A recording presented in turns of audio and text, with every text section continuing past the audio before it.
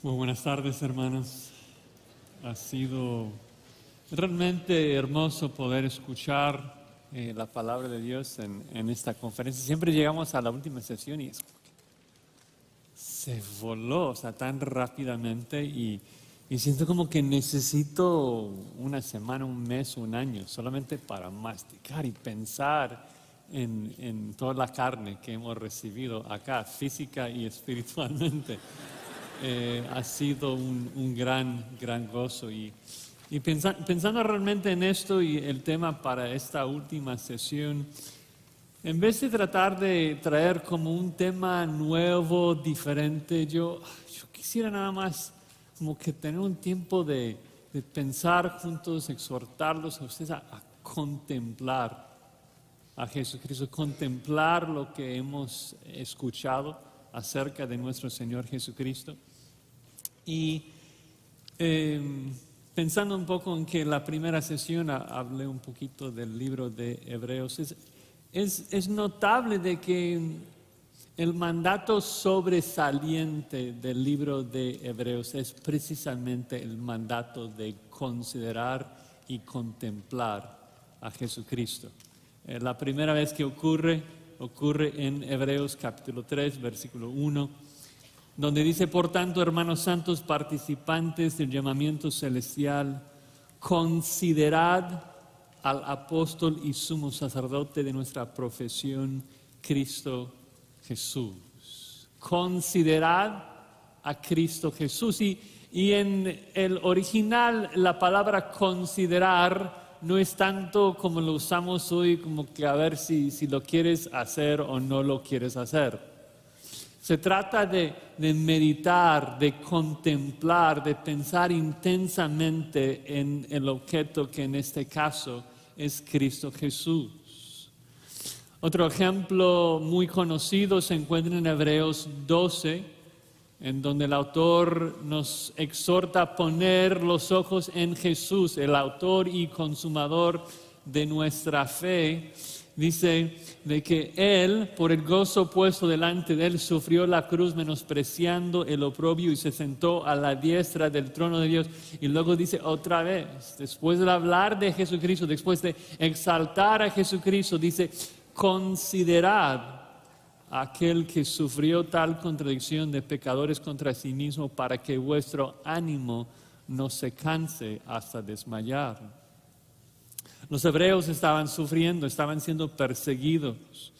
El autor les pregunta, les hace reflexionar: ¿has pensado, has contemplado, has considerado en el hecho de que Cristo escogió sufrir en una cruz, en una muerte tan terrible? Y dice: usted que fue presionado y fue ya determinado y profetizado por el Antiguo Testamento. Sí, ¿por quién? Por Cristo. Él decide morir así por nosotros. Y la pregunta es: ¿por qué? ¿Has considerado, has pensado en por qué decidió hacerlo así? Dice: para que hoy no te des por vencido, para que no pienses que no puedes, ¿no? Porque así Cristo recibe más gloria cuando Él viene y nos ayuda, ¿no? Me encanta de que en medio de tanta dificultad, pensando en las tribulaciones que estaban experimentando estos hebreos, que estaban siendo encarcelados, estaban perdiendo sus posesiones, lo sabemos por lo que dicen más tarde. El autor presenta la contemplación de Cristo como la solución de todos sus problemas. No de que va a resolver las dificultades físicas, sino de que el hecho de contemplar a Cristo va a ser tan hermoso, un tesoro tan valioso, de que esas otras cosas no van a ser tan importantes, ¿no? Obviamente, para ustedes que han estudiado algo del libro de Hebreos, hay unos judíos, unos hebreos del primer siglo que parece estaban siendo tentados a abandonar a Cristo, abandonar su conversión de Cristo y regresar al Antiguo Testamento. Decir, bueno, también el Antiguo Testamento habla de Jehová, ellos adoran a Jehová y si solamente podemos decir que Cristo era un ángel o algo similar y regresamos a nuestras familias judías, ya toda la persecución desaparece. Hay que seguir sufriendo nada más para confesar a Cristo. Y me encanta que la respuesta divina es de que Dios anima a la persona que está entreteniendo la idea de dejar a Cristo. Le dice simplemente, contempla a Cristo. Nada más piensa en quién es. Porque Dios sabe que si nosotros realmente pensamos en quién es Jesucristo, nunca lo vamos a abandonar. Es imposible. Es como un chef que ha preparado un postre exquisito, lo sabe. Y alguien está como que considerando si pedirlo y no pedir o no pedirlo y simplemente lo presenta en la mesa. Pruébalo. Prueba un poquito. Y usted sabe, si lo prueba, lo va a acabar. Y Dios dice, contempla. O sea, piensa, medita en quién es Jesucristo. Entonces, el autor de Hebreos pone en alto, exalta a Jesucristo, exalta su preeminencia, exalta su majestad, su gloria, nos da una visión increíble de Jesucristo, porque sabe, Dios sabe, si realmente vemos a Jesucristo por quien es, no vamos a estar satisfechos con nada más, solamente Él. Entonces, quisiera ir a los primeros versículos de Hebreos, pensando que varios de nosotros hemos comentado sobre los versículos, pero realmente sentarnos y pues asombrarnos de lo que dice estos primeros versículos de Hebreos, que realmente es la corona del libro, que es una introducción a todo lo que el libro abarca.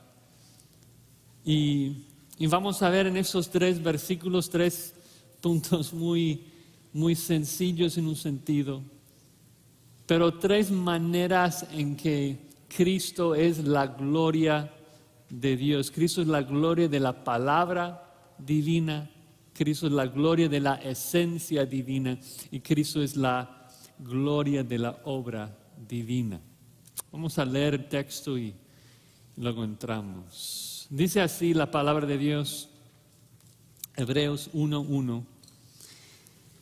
Dios, habiendo hablado muchas veces y de muchas maneras en otro tiempo a los padres por los profetas, en esos postreros días nos ha hablado por el Hijo, a quien constituyó heredero de todo y por quien asimismo hizo el universo, el cual, siendo el resplandor de su gloria y la imagen misma de su sustancia, y quien sustenta todas las cosas con la palabra de su poder, habiendo efectuado la purificación de nuestros pecados por medio de sí mismo, se sentó a la diestra de la majestad en las alturas. Vamos a orar. Señor, te rogamos en esta tarde. Estamos cansados. La mente no siente la misma capacidad de recibir tu palabra y necesitamos de tu ayuda, necesitamos de tus fuerzas para prestar atención a tu palabra y que tu Espíritu Santo obre en nosotros y que nos dé una visión de la majestad y la hermosura de nuestro Cristo. Queremos contemplarlo, queremos adorarlo. Ayúdanos, Señor. Lo pedimos en el nombre de Cristo. Amén. Cristo es la gloria de la palabra de Dios. Observan ahí en el primer versículo que dice que Dios, habiendo hablado muchas veces y de muchas maneras, y eso es cierto, vemos en el Antiguo Testamento cómo Dios habló muchas veces por medio de Noé y Moisés y David y todos los profetas. Habló en el huerto con Adán, habló durante la monarquía, habló después, muchas veces y muy paciente Hay una frase que se repite 5 veces en el libro de Jeremías. Dice así, Jehová está hablando: yo envié a vosotros todos mis siervos los profetas desde temprano y sin cesar. Así es Dios, que comunicaba muchísimas veces, desde temprano y sin cesar. Y no solamente eso, sino de muchas maneras. Vemos como Dios habla en voz tronante ahí con el pueblo de Dios en Éxodo 20, con humo y fuego, y luego vemos cómo habla por medio de la palabra escrita en símbolos, en parábolas, en narrativa. Dios buscando la forma de comunicarse con su pueblo. Como un buen maestro que dice algo y los alumnos no lo captan por primera vez, entonces ¿qué hace? Lo repite varias veces y luego el alumno todavía no entiende. Entonces busca otra manera y hace un dibujo, hace una ilustración, buscando la forma de comunicarse. Dios en su bondad nos ha dado una gran revelación de sí mismo en el Antiguo Testamento, mostrando su misericordia, mostrando su santidad. Dios, por ejemplo, en Éxodo 34, cuando define su nombre y dice a Moisés: Jehová, Jehová, Dios misericordioso, piadoso, tardo para la ira, grande en misericordia, ¿verdad? Es increíble, el Antiguo Testamento es una increíble revelación de Dios.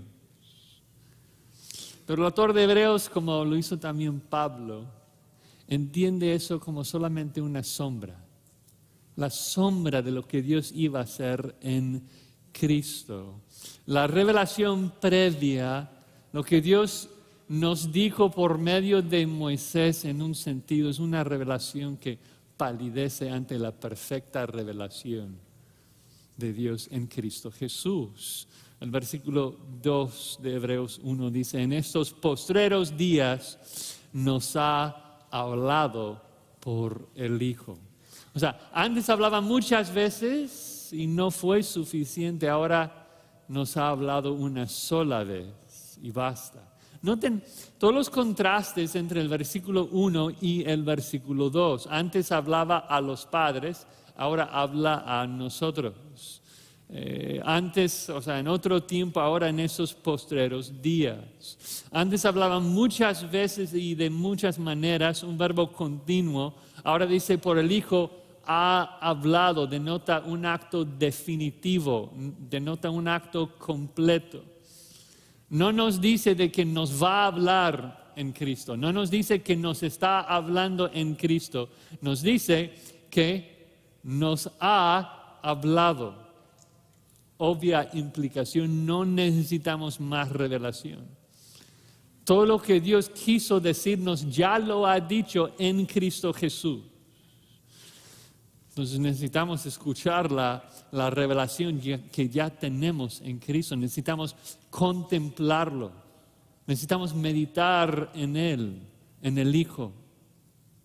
Ahora, nota interesante, en el original no presenta el artículo, no dice en el Hijo, simplemente dice en Hijo.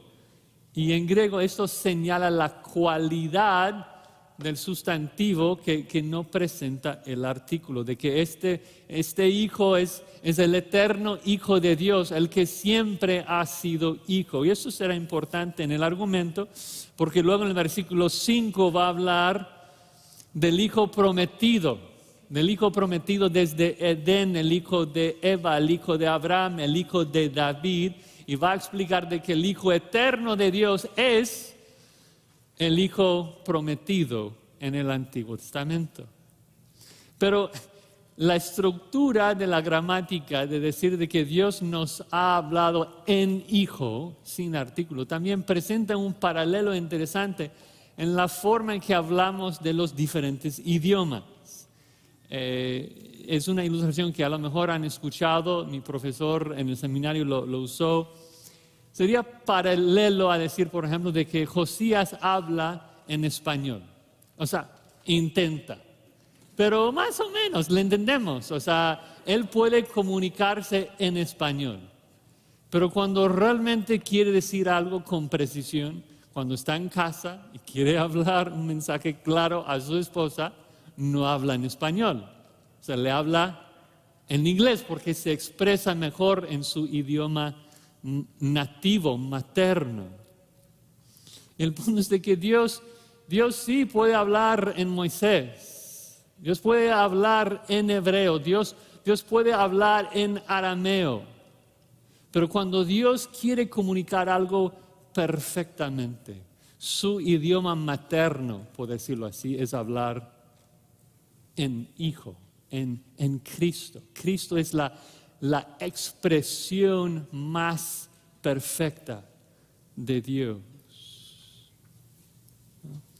Cristo trajo luz a nosotros. O sea, Dios nos dio luz.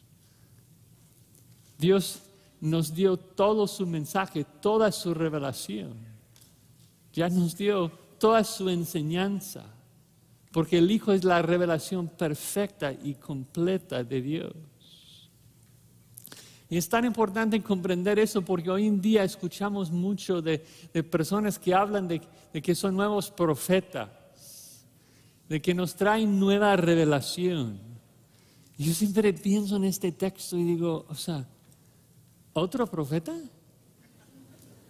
¿Otra revelación? O sea, ¿por qué quiero otro profeta? Profeta es lo que tenían.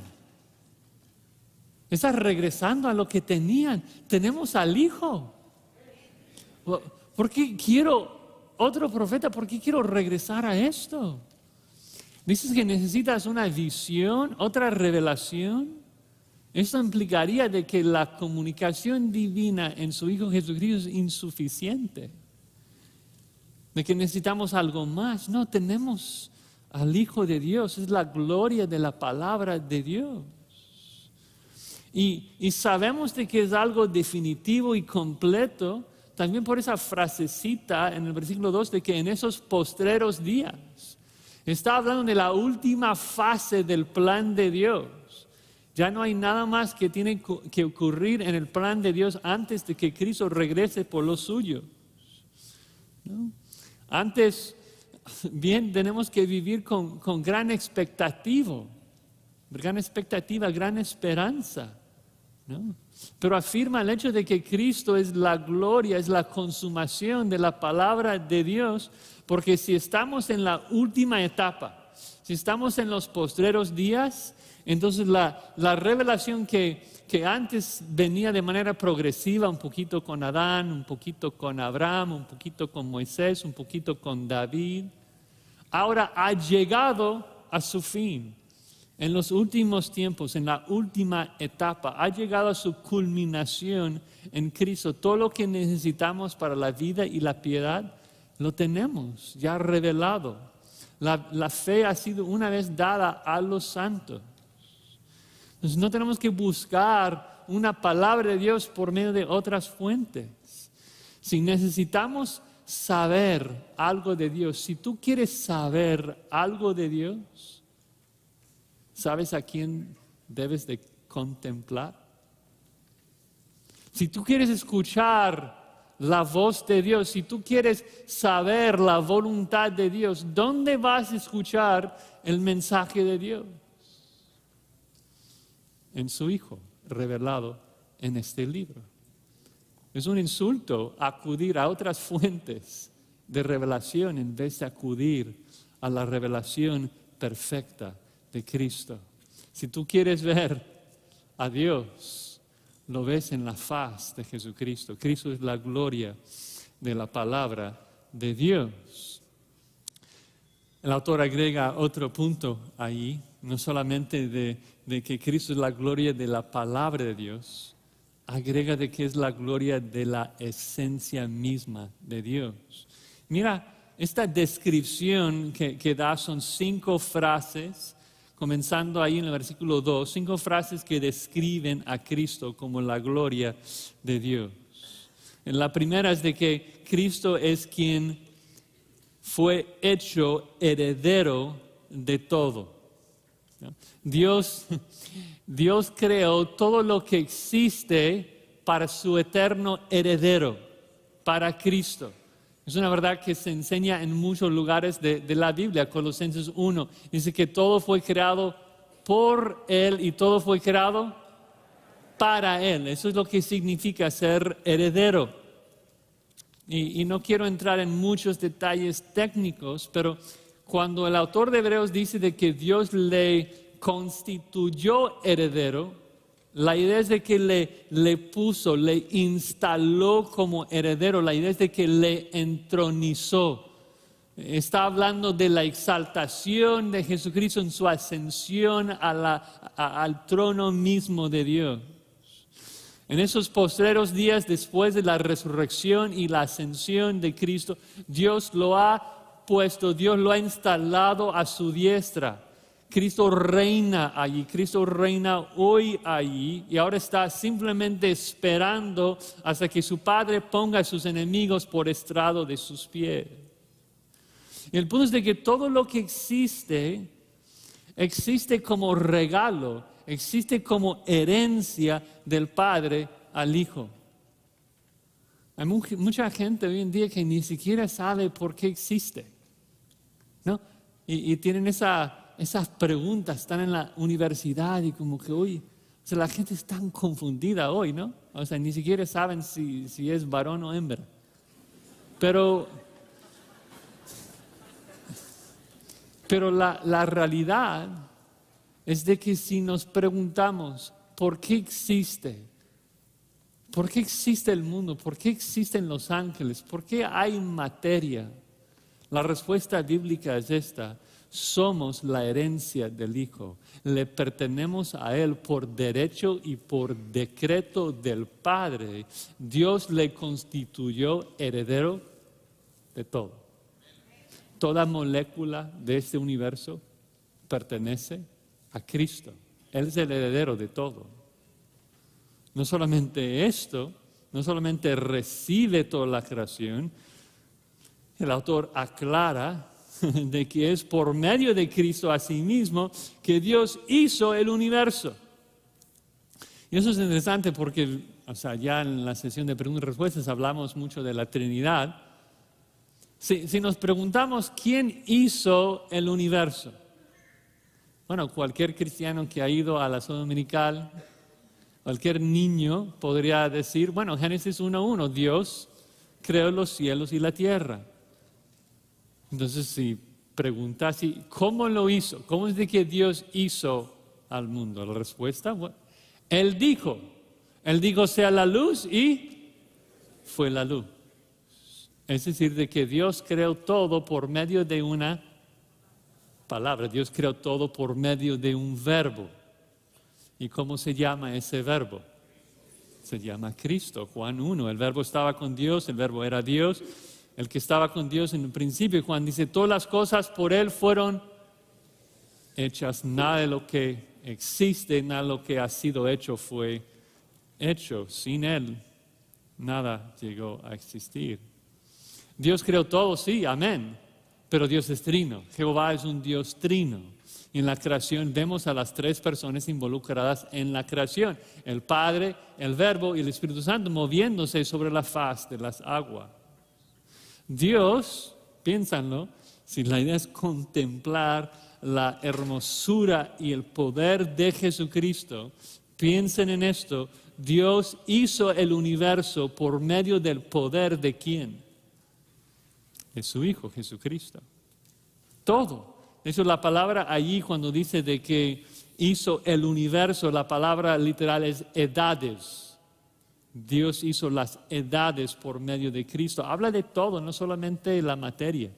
Ángeles, energía, almas, el pasto, el sol, las estrellas. Todo. O sea, cuando estamos contemplando a Cristo, estamos contemplando un ser que tiene poder para crear de la nada. ¿Han pensado en eso? O sea, poder para crear billones de estrellas. Billones de galaxias de billones de estrellas. Poder para crear cosas tan grandes, pero luego al mismo tiempo con una complejidad inescrutable, al nivel molecular. O sea, El poder y la sabiduría de Cristo para crear todo esto es increíble. Además de esto, agrega la tercera frase, versículo 3, de que Cristo, el cual es el resplandor de su gloria. Cristo es el resplandor de la gloria de Dios. Y otra vez estamos como que moviéndonos un poquito más cercanos a la Trinidad. Entonces es un misterio que no vamos a comprender al 100%, y eso no debe de frustrarnos, como nos dijo el hermano Sukel. Es un mar donde debemos meternos y simplemente disfrutarlo completamente, ¿no? Muchas veces en las clases de seminario los alumnos preguntan, explícame eso de la Trinidad, de cómo es de que hay un solo ser en 3 personas. Yo no lo entiendo. Si alguien dice que entiende la Trinidad, necesariamente es un hereje, porque va a cometer una herejía al tratar de comprender un misterio. Y eso no debe frustrarnos, debemos gozarnos de que nuestro Dios es más allá de nuestra capacidad de comprenderlo. Pero dice de que el Hijo es el resplandor de la gloria de Dios. Esa palabra resplandor, en tanto creo, griego y español, da la imagen del sol, de algo que brilla, algo resplandeciente. Y creo que aunque cada ilustración falla, ayuda a pensar un poquito en el sol, de que el sol es resplandeciente, el sol emite rayos. Entonces, pensando un poquito en la ilustración, si yo les pregunto, oye, ¿tú puedes ver el sol? Yo me imagino que muchos de ustedes estarían pensando, sí, si salgo de ese santuario y veo arriba, puedo ver el sol. Pero si hay un científico entre nosotros, ¿qué nos va a decir? El sol está a 150 millones de kilómetros de nosotros. Está muy lejos, no puedes ver el sol. ¿Qué ves?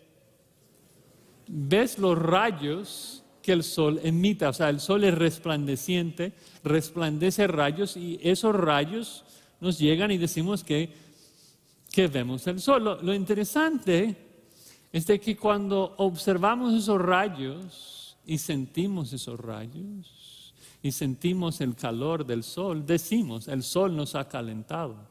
Y apreciamos la luz y el calor del sol. ¿Por qué? Porque el rayo que el sol emite es sol en su esencia. Es sol en su naturaleza, es su resplendor. Entonces, como dije, obviamente cada ilustración falla. Pero vemos el paralelismo, ¿no? De que nadie puede ver a Dios. Dios es invisible. Juan nos dice en Juan 1:18, a nadie Dios le vio jamás. No podemos ver a Dios. Pero luego Juan explica que nos dice de que Jesucristo le ha dado a conocer. Él lo revela, Él es su resplandor. Colosenses 1, ¿no?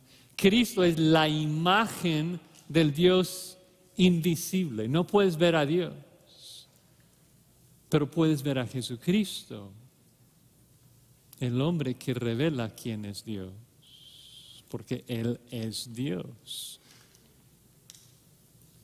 Pablo lo dice de esta forma, porque Dios que mandó que de las tinieblas resplandeciese la luz, es el que resplandeció en nuestros corazones para iluminación del conocimiento de la gloria de Dios en la faz de Jesucristo.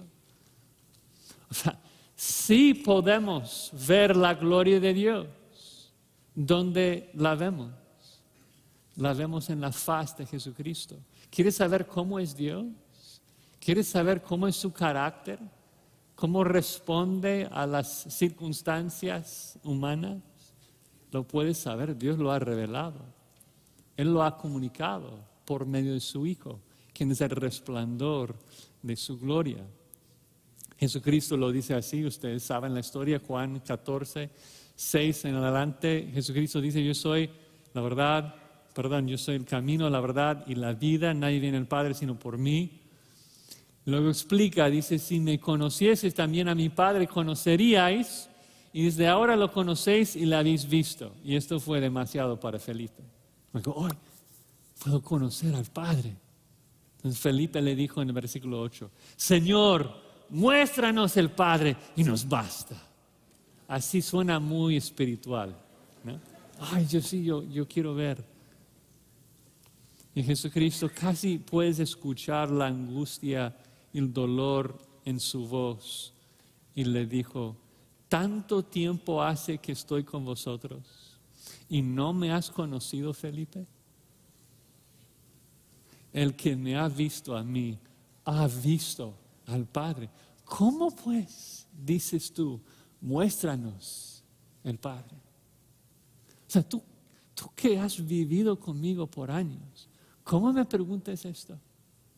¿Cómo me preguntas si puedes ver al Padre si yo estoy aquí enfrente de ti? Yo soy el resplandor de la gloria del Padre. Cuando me ves a mí, ves al Padre. El Padre y yo somos uno, compartimos la misma sustancia. Por eso la frase que sigue en Hebreos 1, de que Cristo es la imagen misma de su sustancia. La imagen significa la perfecta representación de la sustancia, la esencia de Dios. Jesús es Dios, digno de nuestra adoración porque comparte la misma sustancia de Dios. No es de que Dios Padre tiene más sustancia que el Hijo, no es de que la sustancia de Dios está dividida en partes. El Padre es Dios, el Hijo es Dios, el Espíritu es Dios. En términos ontológicos son iguales, en términos de esencia son iguales. Esto entonces es importante, explica de que el autor no está diciendo de que Cristo es una copia perfecta, pero una copia separada del Padre. Como que el Padre hizo una copia de sí mismo y ahora son dos seres, el Padre y luego la copia perfecta. No. Está diciendo de que son el mismo ser. Colosenses 2:9, en Cristo habita corporalmente una parte de la plenitud de Dios. Toda la plenitud de la deidad. La implicación es de que el Padre y el Hijo son iguales en términos de su carácter, en términos de todo. Cuando ves a Jesucristo, no vas a ver ninguna diferencia entre Él y el Padre, entre Él y Dios. No es como que, Dios es amoroso, pero Jesucristo tal vez un poquito menos. Ni tampoco de que el Padre es muy santo y celoso, el Padre es justo y vengador. El Padre manda a gente al infierno, pero Jesucristo, Él se humanó, Él compadece de mis debilidades. No es así. Cristo es la representación perfecta de la esencia divina. Entonces, si tú lees un pasaje como Nahum 1:2, que Jehová es Dios celoso y vengador, que Jehová es vengador y lleno de indignación, la pregunta es esta. Si Dios está indignada y lleno de furor en contra del pecador, ¿de qué está lleno Cristo? De lo mismo. De la misma indignación en contra del pecador, porque Él es la imagen misma de la sustancia de Dios. Y es importante reconocer esto, de que Jesucristo vino a la tierra, vino a la cruz para morir por nuestros pecados. ¿Por qué? Porque Él mismo, su propia santidad, demandó el pago. Él debía vengar su propia santidad. Tenía que poner nuestro pecado sobre sus hombres porque Él mismo es santo. Su propia justicia lo demandó. Pero ¿sabes qué? Lo mismo aplica, el mismo principio de que si estamos leyendo los evangelios y vemos la tierna compasión de Jesús, si vemos su amor, si vemos su humildad, entonces ¿qué sabes de tu Padre Celestial? de que tiene la misma compasión, la misma ternura, porque Cristo es la imagen misma de su sustancia. Y luego finalmente la última de las 5 frases, Él es soberano. Él sostiene, sustenta todas las cosas con la palabra de su poder, absolutamente todo. Este fue el versículo que en un sentido cambió mi vida, cambió mi teología. Yo nací con una teología no en contra del Evangelio, o sea, nací en un hogar cristiano, aprendí las verdades del Evangelio, pero yo no entendía muy bien la soberanía de Dios en la salvación, la soberanía de Dios en mi vida. Estuve en la universidad y tuve la dicha de escuchar a nuestro hermano que ya está en la presencia de Dios, al hermano R.C. Sproul. Y él está hablando de un grupo de universitarios, y para introducir su sermón, lo recuerdo como si fuese ayer, saca su pluma y lo deja caer así. Y todos, cuando lo va a agarrar, ¿no? Pero lo deja ahí y luego pregunta. Es un grupo de universitarios así muy inteligentes. Pregunta, ¿por qué se cayó la pluma? Y todos en unísono, ¿no? O sea, todos los universitarios dijimos, la gravedad. Y luego él, como solamente podría hacer, regresa a sus notas y dice, ¡incrédulos! Ustedes tienen las mentes lavadas. Los han endoctrinados a buscar razones humanistas para las preguntas de la vida. La pluma no cae por la gravedad. La pluma cayó porque Jesucristo en ese momento que sostiene todas las cosas con la palabra de su poder decidió que iba a caer. Y nosotros muchos de ustedes están pensando, como que, pero oye, Josías, siempre cae. Siempre cae. Sí, siempre cae. ¿Por qué? Porque Cristo es un Dios de orden, que maneja su universo de acuerdo a leyes ordenadas. Pero la pluma no cae, el pájaro no cae sin que el Padre lo decrete. Porque Dios es soberano y ejerce su soberanía por medio del poder de la palabra de Cristo que sostiene todo. No dice que sostiene algunas cosas en el mundo. No dice de que las cosas ocurren de manera automática, que Cristo hizo andar al universo, regresó al cielo y ahora está simplemente disfrutando de que todo vaya pues cumpliendo con sus planes y propósitos. La palabra allí sostiene es una palabra muy personal. Se traduce llevar o cargar. La idea es de que Jesucristo está personalmente involucrado en el sustento de su creación. Esos bancos los sostienen porque Cristo está hablando, porque Cristo los está sosteniendo. Y esto aplica a todas las cosas y les animo, les exhorto a tratar de aplicar eso a cada detalle de tu vida. Las hojas de los árboles, tu corazón que palpita, todo es gobernado y sustentado por Cristo. O sea, piensa en lo que tiene que pasar en este universo al nivel macro, o sea, el sol, las estrellas girando, suspendidas sobre la nada. Luego piensen en lo que tiene que pasar al nivel micro, las moléculas, los electrones, la complejidad de todo lo que Cristo hace, y lo hace conforme al poder ¿de qué? De su palabra. Él sustenta todo por el poder de su palabra. La próxima vez que tú dudes el poder de su palabra, piensen en esto. La próxima vez que tienes un problema, que te sientes estresado, parece que no puedes hacer algo, Si la palabra de Cristo tiene el poder de crear y luego sostener todo lo que existe en el universo, tiene poder para sostenerte a ti y a mí y cumplir exactamente con los propósitos de Dios. ¿No?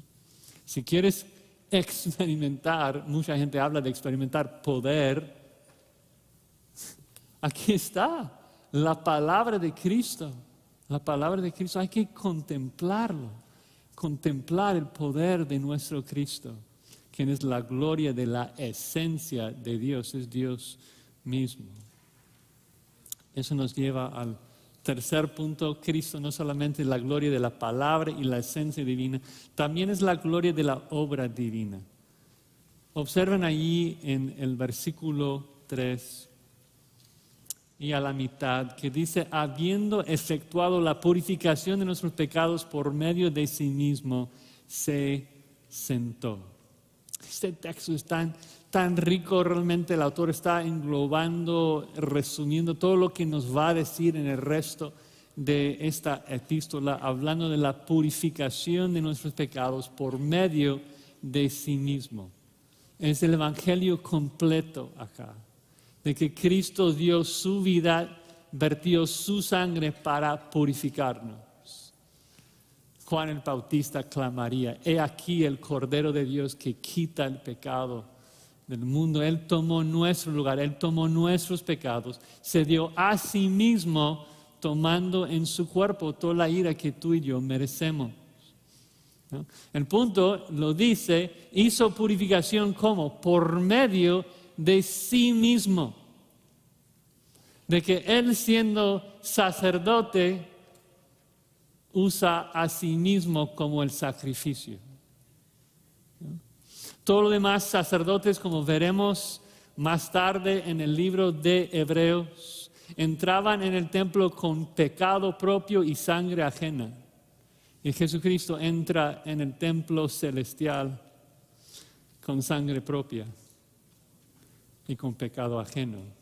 Y se sacrifica a sí mismo para purificarnos a nosotros. Él el sacerdote y el sacrificio para ser el justo y el que justifica, como hemos escuchado en nuestro hermano Washer, de que para satisfacer la justicia de Dios, Jesucristo pagó por nuestros pecados. Éramos enemigos de Dios, pecadores alejados de su presencia, y Él nos ha reconciliado, Él nos ha purificado. Y la verdad es que necesitábamos esa purificación de manera increíble. Éramos tan sucios. Es un problema tan grande de que el mundo se considera así muy bien. Saben de que a lo mejor han fallado un poquito, pero no entienden su pecado.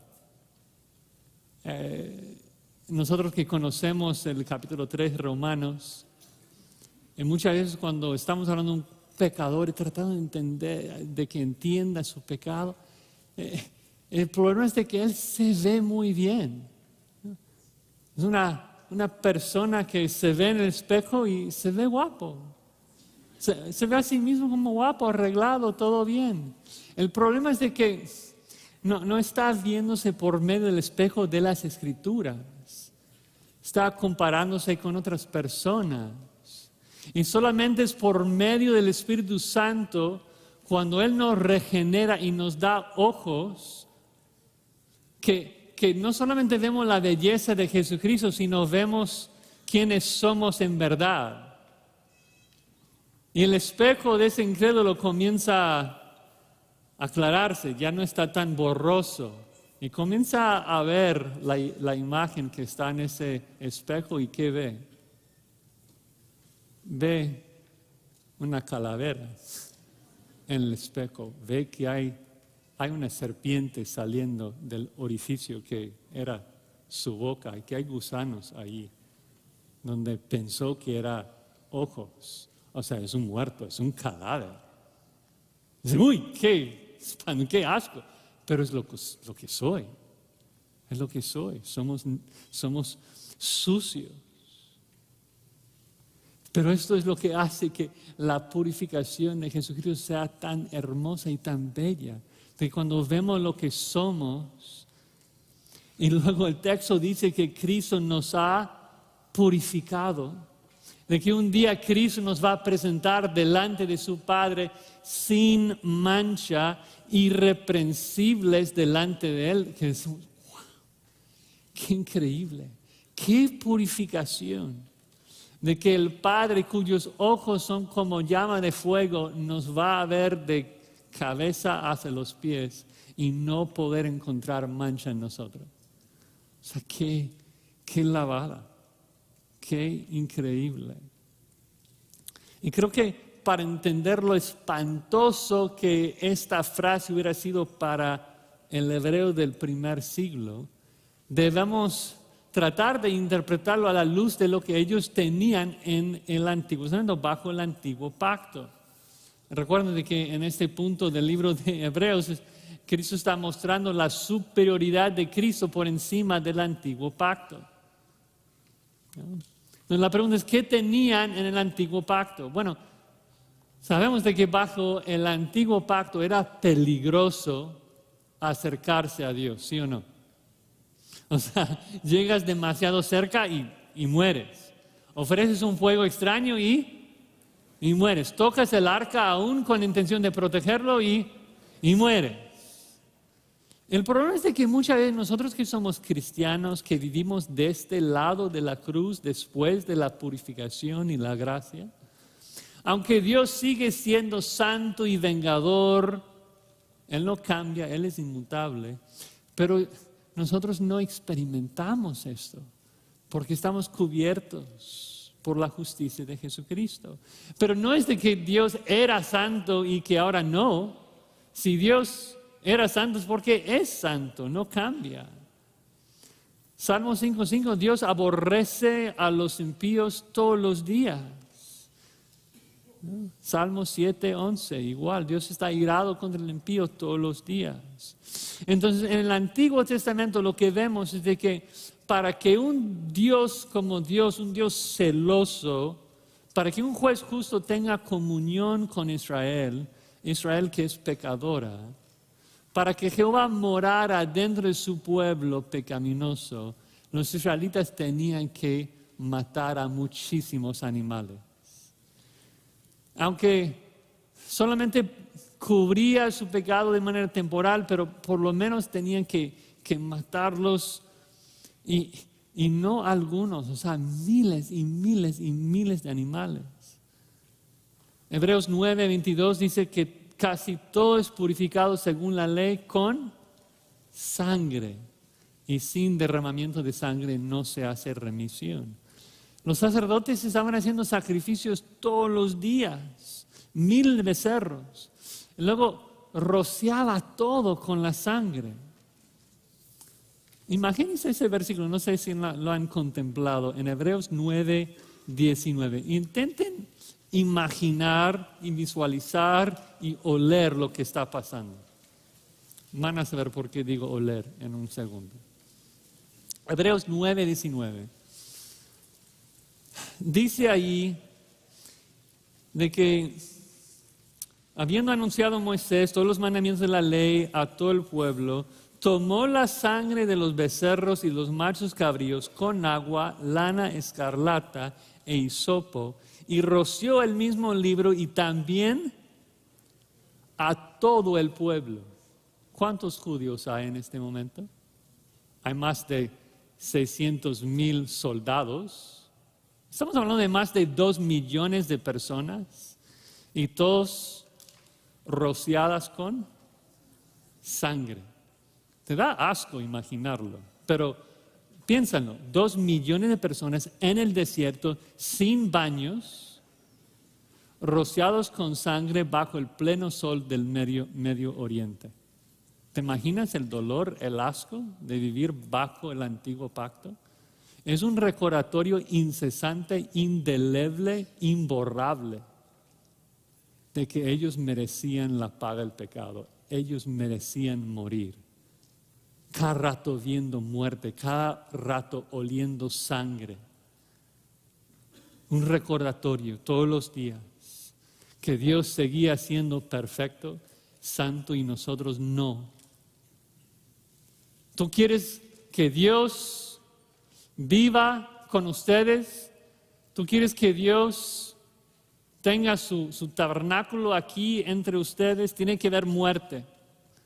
La gente pecadora, los sacerdotes pecadores, y no podría parar. Y por eso, Pastor Miguel ya lo mencionó, hubo un mueble que jamás estuvo presente ni en el tabernáculo ni en el templo. Hubo muchos muebles allí, altar, candelero, cortinas, mesas, que no estaba nunca. Una silla. Nunca hubo sillas, porque el trabajo del sacerdote no podría terminar, ¿no? De hecho, yo estaba pensando, si hay una imagen alguna vez en la Escritura de un sacerdote sentado, ¿y sabe cuál es el único ejemplo que encontré? Elí, sentado, ¿y qué le pasa? Cae atrás, se desnuca y muere. Es decir, que la imagen de un sacerdote sentado, o sea, en el antiguo pacto, no es buena idea. El sacerdote del antiguo pacto no debía sentarse, siempre debía trabajar, pero Cristo, después de efectuar la purificación, ¿qué hizo? Se sentó a la diestra de la majestad. ¿Por qué? Si Cristo se sentó, es porque el trabajo de purificación ya fue consumado. Significa que no hay nada más que hacer. Y por ende, esa es la parte que es imposible de creer. Significa que el pueblo de Dios es tan santo como Dios mismo. Es inconcebible, es inimaginable. Sin embargo, eso es exactamente lo que el texto nos está indicando. Cristo se sentó porque la obra de purificación se acabó. Cuando Él dice consumado es porque consumado fue. Es una exclamación extraordinaria indicando la finalización, la terminación de la obra redentora. No hay nada más que agregarle. Es por eso que en Hebreos 10, si tienen sus Biblias abiertas, en Hebreos 10:10, el autor dice de que en esa voluntad somos santificados mediante la ofrenda del cuerpo de Jesucristo hecha una vez para siempre. Ciertamente todos los sacerdotes a día tras día ministrando, ofreciendo muchas veces los mismos sacrificios que nunca pueden quitar los pecados. Pero Cristo, habiendo ofrecido una vez para siempre un solo sacrificio por los pecados, se ha sentado a la diestra de Dios, de aquí en adelante esperando hasta que sus enemigos sean puestos por estrados sus pies, porque con una sola ofrenda hizo perfectos para siempre a los santificados. Gracias a la obra de purificación de Jesucristo somos perfectos ante la corte divina. Y un día seremos perfectos en la experiencia también. Y es por eso que el autor de Hebreos, en unos versículos más tarde, en Hebreos 10:19, nos puede decir esto, que ahora tenemos libertad para entrar en el lugar santísimo por la sangre de Jesucristo. O sea, el judío que conoce el Antiguo Testamento diría, imposible. ¿Cómo que entrar en el lugar santísimo? ¿Quién crees que eres? El que entra en el lugar santísimo tendría que ser tan santo como Jehová. Mentiroso. Nadie podría tener acceso a la presencia santa de Dios. Es inconcebible. Pero es exactamente lo que el texto nos está diciendo. De que después de ser purificados nosotros podemos entrar en la presencia santa de Dios porque hemos sido santificados, hemos sido purificados, perdonados. Que ahora podemos entrar en la presencia santa de Dios sin vergüenza, sin pena, sin culpa, sin mancha. No por algo, que nosotros hayamos hecho, no porque nosotros merecemos algo, no por obras de justicia que nosotros hubiéramos hecho, sino por su misericordia, por el lavamiento de la sangre que Él derramó. Y la única implicación que tú puedes sacar de eso es de que entonces no hay ningún rito, no hay ninguna cosa que debemos agregarle, consumado es. Y qué insulto a la obra de purificación, el que piensa que puede aportar algo a su salvación. Tú ahí con tu jabón tratando de lavar tus manchas, como si mi esfuerzo pudiera lograr o agregar o mejorar de alguna manera a la obra de Cristo. No, y no solamente esto, sino que el autor de Hebreos en el capítulo 1, regresando al texto, nos quiere ayudar a comprender la exaltación de Jesucristo, nos quiere ayudar a entender que la obra fue consumada, en que dice que Cristo, después de efectuar la purificación, asciende y se sentó ¿dónde? A la diestra de la majestad en las alturas. Y esa frase realmente es una cita del Salmo 110 que el autor de Hebreos va a citar más tarde en el versículo 13. Y el punto es que el Salmo 110:1 dice esto: Jehová dijo a mi Señor, David está hablando, dice, Jehová dijo a mis señores, el Padre dijo al Hijo, siéntate a mi diestra hasta que ponga tus enemigos por estrado de tus pies. Exaltado, triunfante, dueño de todo poder, al lado de la majestad. Qué gloriosa exaltación. Es imposible ser más exaltado. De que ahora el Padre promete matar a todos los enemigos de Cristo y construir de esos cadáveres un reposapiés digno para que Cristo pueda descansar hasta recibir su herencia. No es posible ser más exaltado. Y otra vez debo recordarles que el autor de Hebreos no solamente está exaltando a Jesucristo con la intención de ver si queremos o no contemplarlo, no es opcional. El autor de Hebreos nos da solamente dos opciones. ¿Descansas en Cristo y en su sacrificio o te conviertes en el enemigo de Cristo y pronto estarás aplastado debajo de sus pies? ¿Reposas en Cristo o te conviertes en su reposapiés? Son las dos opciones que tú tienes frente a este personaje, la gloria de la palabra, esencia y obra divina. Este fin de semana hemos escuchado unas exposiciones tan tremendas que nos han hecho contemplar y meditar más en la belleza de Cristo. Pero no podemos simplemente salir de aquí pensando, uy, qué lindo es Cristo. Tenemos que pensar en las implicaciones para nuestras vidas, ¿no? Porque si tú recibes, si tú escuchas todo lo que has escuchado en esta conferencia y luego no te arrepientes, luego no perseveras en Cristo Jesús,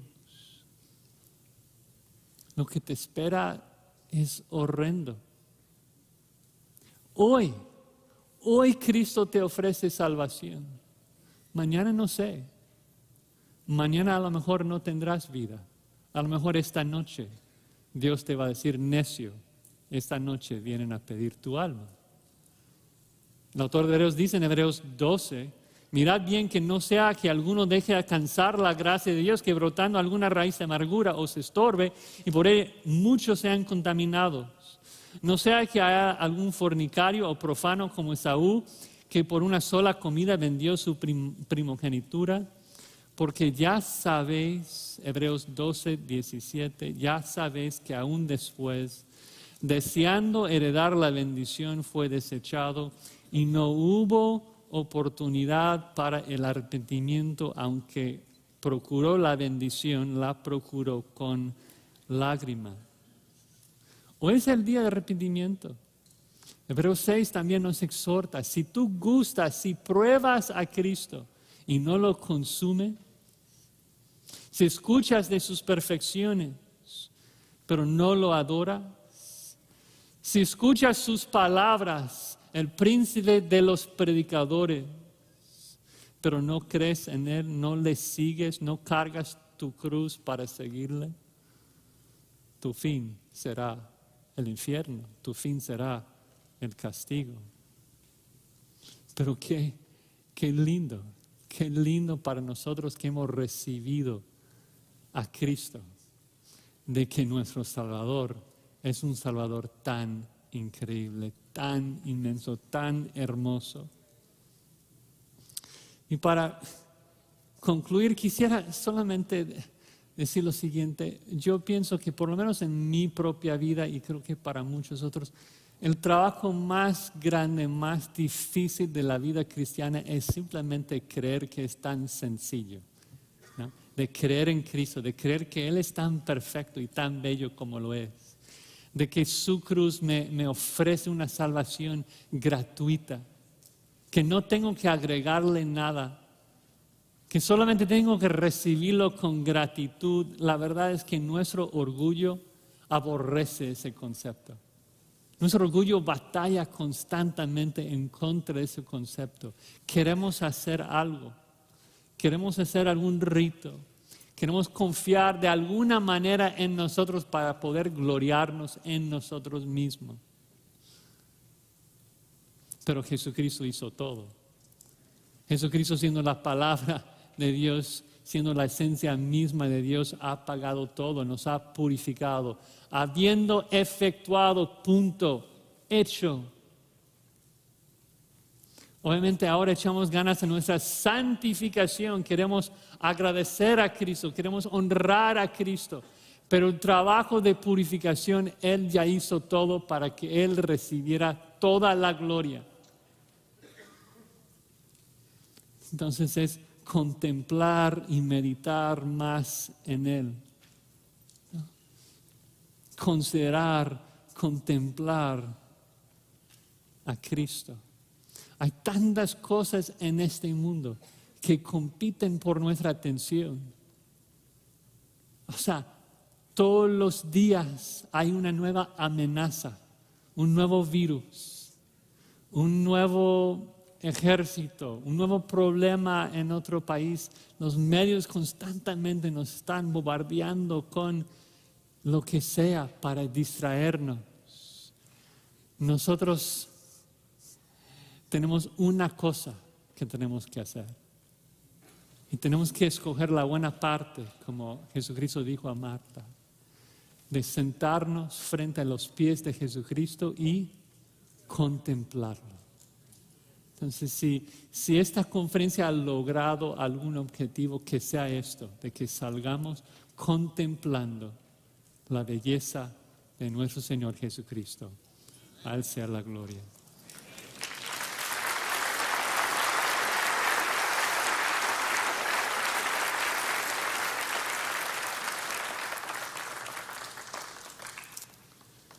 Señor,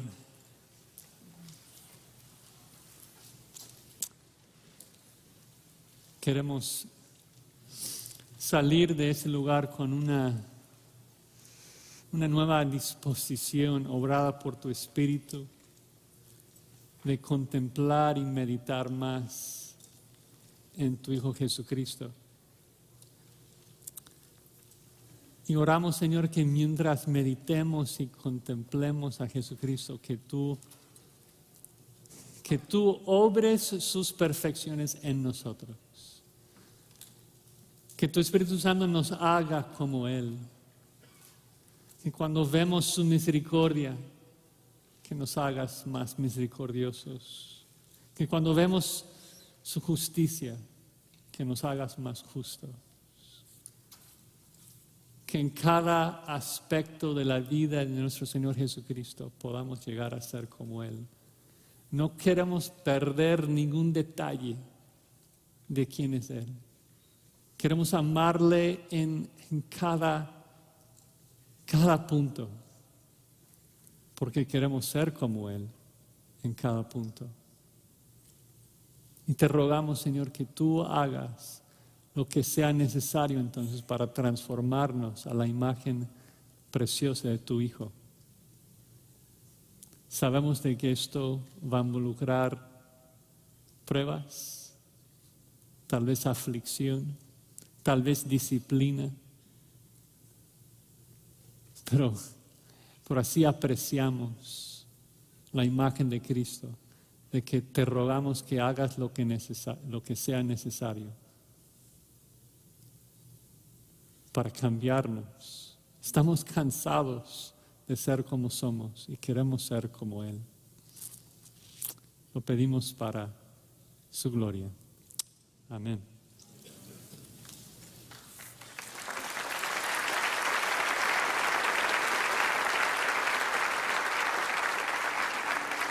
Les invito a ponernos de pie para cantar juntos nuestro